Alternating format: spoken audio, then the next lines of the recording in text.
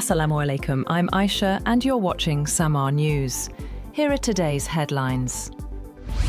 The Israeli military has reported that Raed Saeed, a key figure behind the 7th October 2023 attacks on Israel, has been targeted in a strike on a car in Gaza City. Israeli Prime Minister Benjamin Netanyahu and Defense Minister Israel Katz said the strike was in response to a Hamas attack earlier in the day, which injured 2 Israeli soldiers. Gaza health authorities say the strike killed 5 people and wounded at least 25 others. There has been no immediate confirmation from Hamas or local medics that Saeed was among the dead.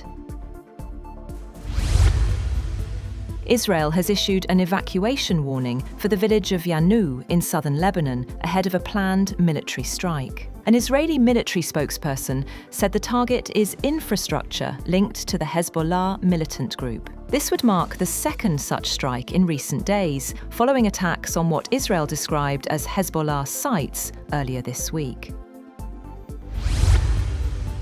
At least 4 US service members have been injured following an unidentified attackers firing on a joint patrol in the central Syrian town of Palmyra. A US official said that some of the injured American personnel are in critical condition. Syrian state news agency reported that 2 Syrian service members were also wounded in the attack. According to the same source, the assailant was killed. No further details have been released so far.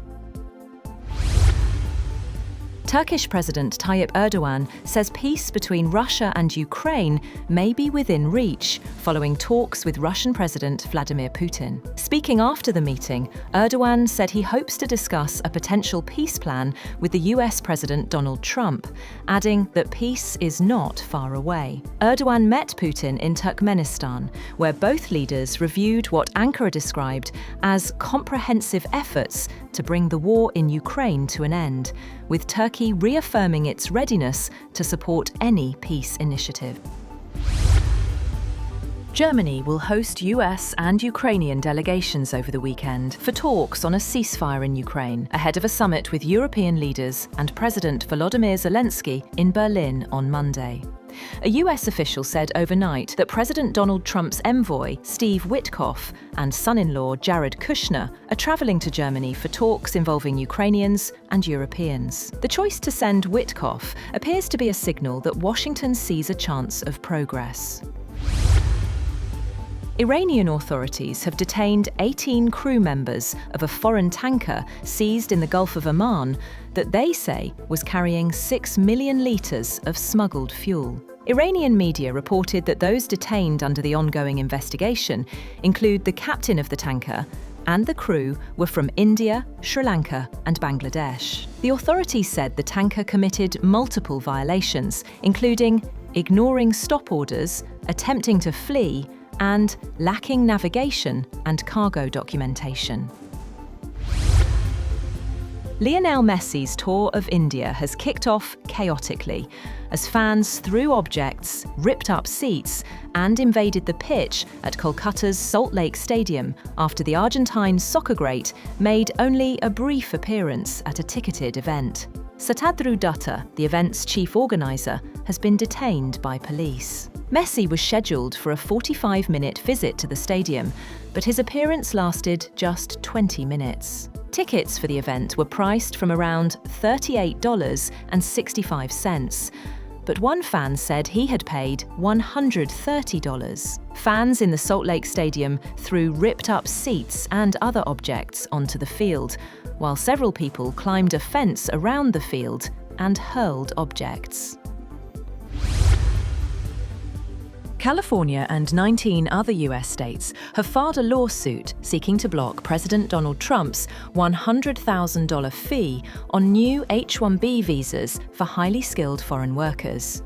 The lawsuit in federal court in Boston is at least the third to challenge the fee announced by Trump in September, which dramatically raises the cost of obtaining H-1B visas.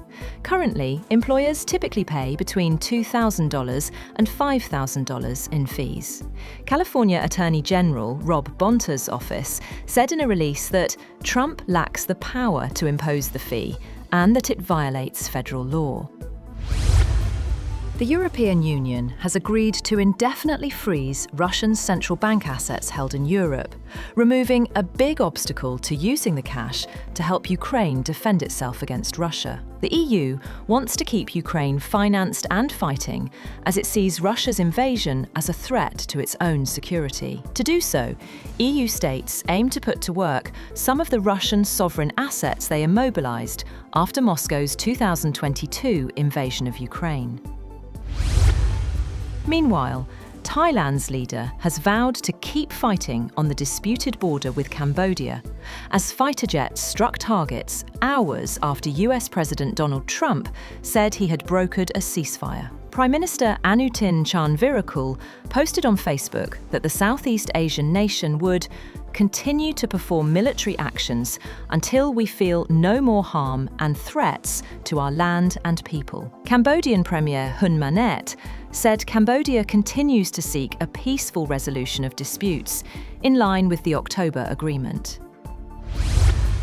Democrats on a congressional oversight panel have released new photos from Jeffrey Epstein's estate, including several showing now President Donald Trump. Lawmakers say they are reviewing tens of thousands of images as part of an ongoing probe. The photos include Trump with Epstein, as well as those of former President Bill Clinton, former Trump aide Steve Bannon, Bill Gates, and former Treasury Secretary Larry Summers, though the women's faces are redacted. Trump has denied any knowledge of Epstein's crimes, and the White House has not commented.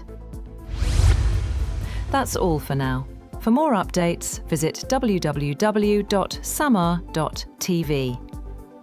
Thank you for watching Samar News.